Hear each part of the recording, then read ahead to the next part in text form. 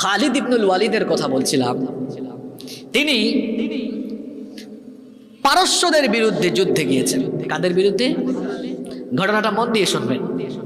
পারস্যদের বিরুদ্ধে যুদ্ধে গিয়েছেন। সেই সময় পারস্য ছিল সেই সময়কার পরাশক্তি, সুপার পাওয়ার।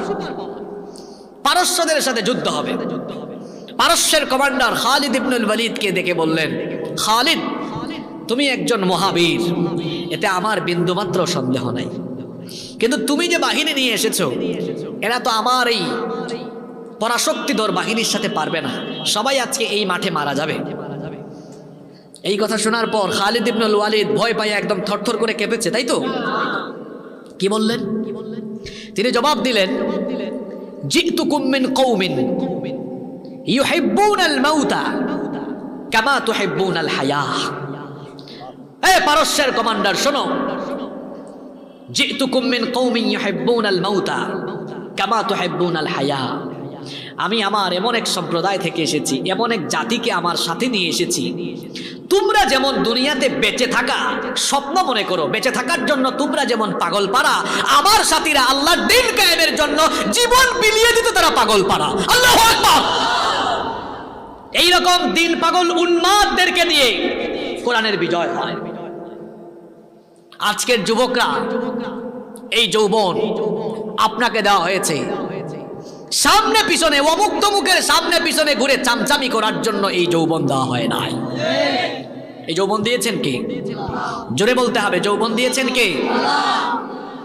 যে আল্লাহ যৌবন দিয়েছেন, সে আল্লাহর দিনের পথে এই যৌবন কাটাতে হবে। আজ ফিলিস্তিনের অবস্থা কি আপনারা জানেন? 200 কোটি মুসলমান এই ফিলিস্তিনিদের পক্ষে যদি ঐক্যবদ্ধ হয়ে দাঁড়িয়ে যেত, মাত্র 90 লক্ষ ইহুদি মুসলমানদের গর্জনেই এরা ভূমধ্য সাগরে ভেসে যেত। আপনাদের কি মনে হয় যুগে যুগে বাইতুল মুকাদ্দাস ফিলিস্তিন বিজয় হয়েছে অস্ত্র শস্ত্র সৈন্য দিয়ে না আল্লাহর সাহায্য দিয়ে? জোরে বলেন। আপনাদের মতো একজন যুবক কাফিরদেরকে হটায়া দিয়া ফিলিস্তিন বাইতুল মুকাদ্দাস দখল করে ফেলেছে। কয়টা যুবক? হ্যাঁ, জোরে বলেন, কয়টা? কাহিনীটা বলবো, এটা কোরআনে আছে। এই কাহিনীটা কোথায় আছে? সূরা বাকারার ভেতরে এই কাহিনীটা আছে, আপনারা পড়ে নেবেন। একজন যুবক, এই জন্য বলে না, যুগ জামানা পাল্টে দিতে চাই না অনেকজন, এক মানুষই আনতে পারে। জোরে বলেন, একজনই আনতে পারে। হ্যাঁ, এতজন লাগে না। যদি একজন হয়, ওই একজন যদি হওয়ার মতো হয়, তাহলে ওই একজন দিয়েও পরিবর্তন সম্ভব কিনা বলেন তো? একজন যুবক বাইতুল মুকাদ্দাসকে শত্রুমুক্ত করে ফেলেছে। কয়জন যুবক? কোন সময়কার কাহিনী এটা? শোনেন তাহলে। শামুয়েল আলাইহিস সালাম বনি ইসরাইলের নবী যখন হলেন, সেই সময়ে আমালিকা সম্প্রদায় ফিলিস্তিনকে দখল করে বনি ইসরাইলদের উপর অকথ্য জুলুম নির্যাতন আরম্ভ করেছিল। তখন শামুয়েল আলাইহিস সালামকে বনি ইসরাইলের লোকেরা এসে বলেছিল, তারা এসে বলেছিল যে আমাদের জন্য আপনি একজন নেতা ঠিক করে দেন। কোরআনে কারীমে সূরা বাকারার মধ্যে এই কাহিনী সুন্দরভাবে বর্ণিত হয়েছে। সূরা বাকারার 246 নম্বর আয়াত থেকে এই কাহিনী আপনারা পাবেন। তারা এসে বলেছিল আমাদেরকে একজন নেতা ঠিক করে দেন। তখন আল্লাহ তাআলা বনি ইসরাইলের জন্য একজন নেতা ঠিক করে দিয়েছিলেন, তার নাম ছিল তালুত। জলে বলেন, নাম কি? আর আমালিকাদের বাদশা তখন ছিল জালুত। নাম কি ছিল? লম্বা কাহিনী, আমি সংক্ষেপে বলছি। তালুতের নেতৃত্ব সর্বপ্রথম বনি ইসরাইলরা মানতে চায় নাই। তালুত গরিব মানুষ ছিলেন। এরপরে আল্লাহ তাআলা একটা নিদর্শন তাদেরকে দেখিয়েছিলেন। তাদের হারিয়ে যাওয়া সিন্ধুকটা ওই আমালিকাদের থেকে যুদ্ধ ছাড়াই আল্লাহ তালুতের দরজার সামনে পাঠিয়ে দিয়েছিলেন। এটা লম্বা ঘটনা, বললে লম্বা হয়ে যাবে, জন্য আমি সংক্ষেপে বলছি। শেষ পর্যন্ত এই নিদর্শন দেখে বনি ইসরাইলের লোকেরা তালুতকে নেতা হিসাবে, কমান্ডার হিসাবে মেনে নেয়। এবার তালুতের নেতৃত্বে 80,000-এর বাহিনী রওনা দিয়েছে জালুতের বিরুদ্ধে যুদ্ধ করে বাইতুল মুকাদ্দাস ফিলিস্তিনকে পুনরুদ্ধার করবে। জোরে বলেন তো দেখি, কত হাজারের বাহিনী? 80,000। এই 80,000 থাকে না, এরা ঘাটতেরা জাতি, একটু শেষরা ছিল। যাওয়ার সময় একটা নদী পড়লো। আপনারা সূরা বাকারার 246 থেকে 252 পর্যন্ত বাড়িতে গিয়া বাংলা অনুবাদ পড়বেন, দেখবেন সব মিলে যাবে। একটা নদী ছিল, তখন তালুত বললেন, শোনো ইমানদারেরা, যাওয়ার সময় এই নদী থেকে পানি পান করো না, এটা একটা পরীক্ষা। সময়টা ছিল গ্রীষ্মকাল। আচ্ছা, অনেকে ফুটবল খেলে, ক্রিকেট খেলে, খেলাধুলার আগে যদি ভালো করে খায়া দায়া ফিল্ডে নামে, মাঠে নামে, ও আর খেলতে পারবে? ও তো গোল খাবে, ঠিক না? শরীরকে একটু কি রাখতে হবে? হালকা রাখতে হবে। তো লড়াইয়ের মাঠে লড়াই হবে, পানি পান করে সবাই যদি ক্লান্ত হয়ে যায়, লড়াই করা যাবে? তালুত বললেন, পানি পান করো না। দেখা গেল ৮০,০০০-এর মধ্যে মাত্র ৩১৩ জন পানি পান করে নাই, বাদ বাকি সবাই পানি পান করছে। কতজন পানি পান করে নাই? আপনারা কি ঘুমায় আছেন? ৩০০ পানি পান, বাকিরা? এবার এই ৩১৩ জন জালুতের বিরাট বাহিনী এদের মোকাবেলা করবে, ভয় পাইয়া গেছে, ভয় পেয়ে গেছে, তাই না? কি মনে হয় আপনাদের? এই ৩১৩ জন কি বলেছিল জানেন? এদের কথাটা আল্লাহ কোরআনে উঠাই দিয়েছে। এরা তখন বলেছিল, এই ৩১৩ জন ইমানদার ভয় না পেয়ে বলেছিল, কাম মিন ফিআতিন কলিলাতিন গালাবাত ফিআতান কাসীরাতান বিইذনিল্লাহ ওয়াল্লাহু মা'আস সাবিরিন। কত বড় কথা এটা! সংখ্যায় কম হয়েছে তো কি হয়েছে? আল্লাহর অনুগ্রহ থাকলে কম থেকেও আমরা সংখ্যাধিক্যের উপরে বিজয়ী হয়ে যাব। বদরে মুসলমানের সংখ্যা বেশি না কাফেরের সংখ্যা বেশি?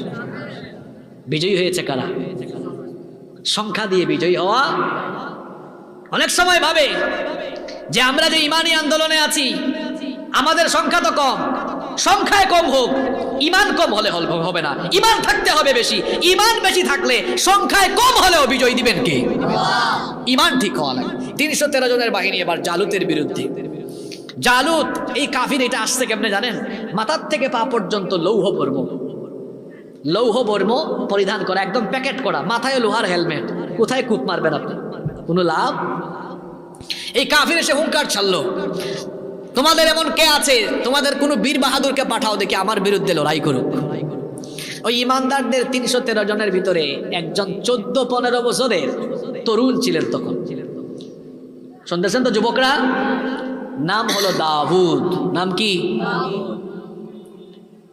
দাউদ আলাইহিস সালাম। তখনও নবী হন নাই, তরুণ যুবক। এখন তরুণ বয়সে, যুবক বয়সে রাগ গুসা থাকে কম না বেশি? এই কাফেরিটার হুমকি ধামকি দেখে ওনার খুব রাগ উঠে গেছে। তিনি গিয়ে ইমানদারদের কমান্ডারের নাম কি জানেছিল? হ্যাঁ, মাশাআল্লাহ। এই যুবকদের ব্রেন, তোমরা কি খাও? তোমাদের মেমোরি এত লস হয়ে গেল? আমার বুড়া চাচা মনে রাখতে পারেন, তোমাদের ব্রেন এই বয়সেই শেষ, খায়া ফেলছো, বুতা বানায় ফেলছো। বিয়ের আগেই বুঝি এই অবস্থা তোমাদের। হ্যাঁ, নাম কি? তালুত।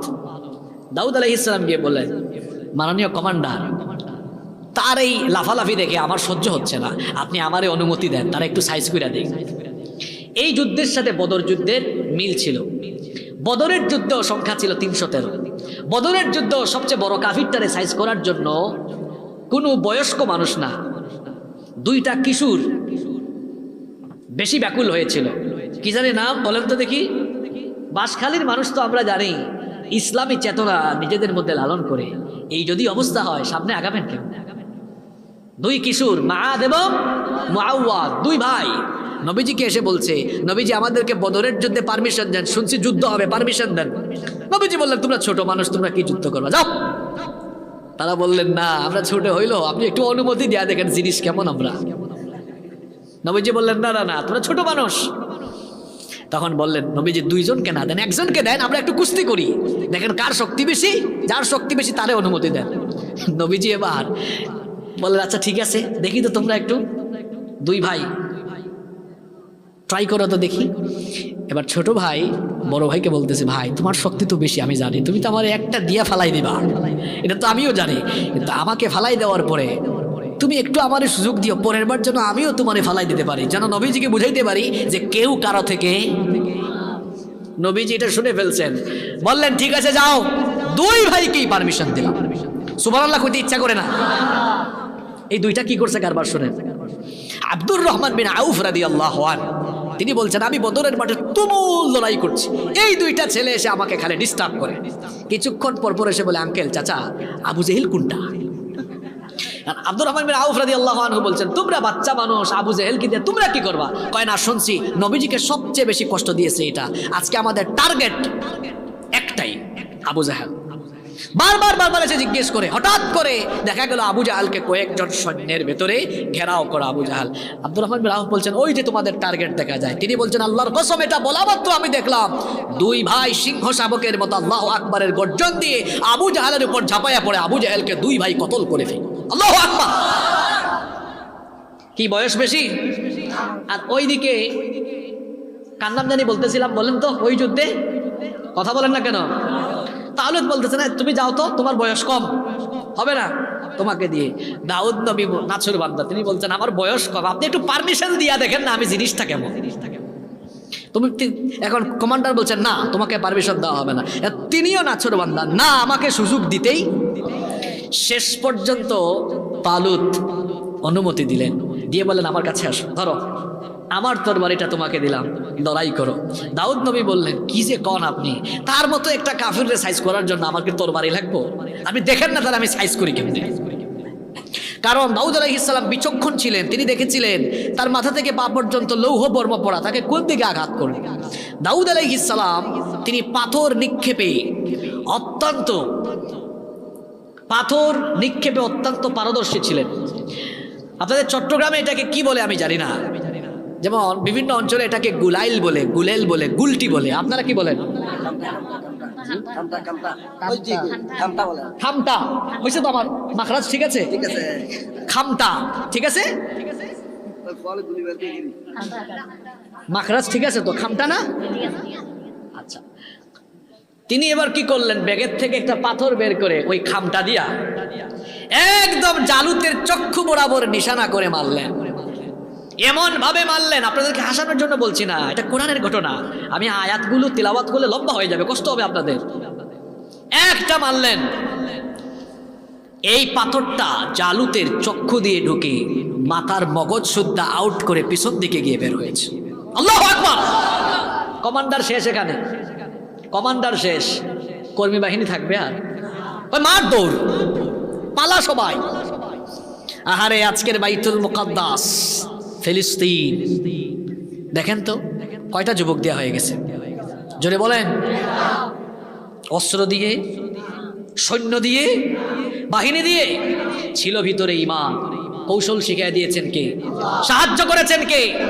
বদরের ময়দানে মুসলমানরা অস্ত্র দিয়ে বিজয়ী হয়েছে, তাই না? সৈন্য সংখ্যা দিয়ে বিজয়ী হয়েছে। ঈমান ছিল ঈমানের মতো। এখন বলবেন হুজুর ঈমান যে ছিল বুঝবো কেমনে? 313 জন নিয়ে নবীজি হাজির। নবীজি একটু চিন্তা করছেন যে আজকে সাহাবীরা কি করবে কিনা।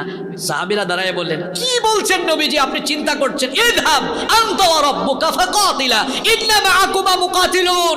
আমরা কি সিদ্ধান্ত নিয়েছি নবীজি জানেন? আজকে আমরা হয় এই ময়দানে শাহাদাতের সুধা পান করব। যতক্ষণ আমরা আমাদের দেহে প্রাণ থাকবে ততক্ষণ আমরা আল্লাহর দ্বীনের বিজয়ের জন্য এখানে লড়াই করে যাব।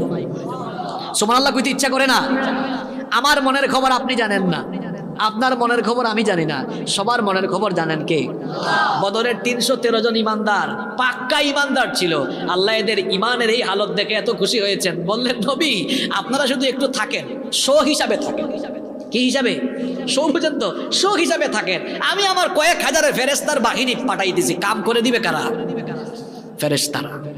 ইমানের মতো ইমান থাকলে আর ইমানের উপর ইস্তেকামত থাকতে পারলে কোরআনের বিজয়, ইসলামের বিজয় খুব শীঘ্রই দেখতে পারবেন ইনশাআল্লাহ। এজন্য যুবকদেরকে এই মোবাইলের ফিতনা থেকে বের হয়ে আসতে হবে, হাবিজাবি জায়গায় সময় দেওয়া থেকে বের হয়ে যুবকদেরকে চরিত্রবান হতে হবে, নামাজি হতে হবে, দিনদার হতে হবে, দিন কায়েমের আন্দোলনে শামিল হতে হবে।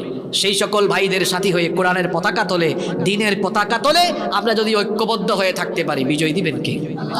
আল্লাহ বলেছেন, ওয়ালা তাহিনু ওয়ালা তাহজানু ওয়া আনতুমুল আ'লাউনা ইন কুনতুম মুমিনিন। কোনো ভয় নাই, তোমাদের কোনো চিন্তা নাই, যদি মুমিন হও বিজয় দিবেন কে? আসুন নিজেদের ঈমান একটু জ্বালাই করি। এটা কেমন ঈমান আপনাদের? এটা কেমন ঈমান আমাদের? ওয়াজ মাহফিলে প্যান্ডেল ফিলা, ফজরের জামাতে আধা কাতারও হয় না।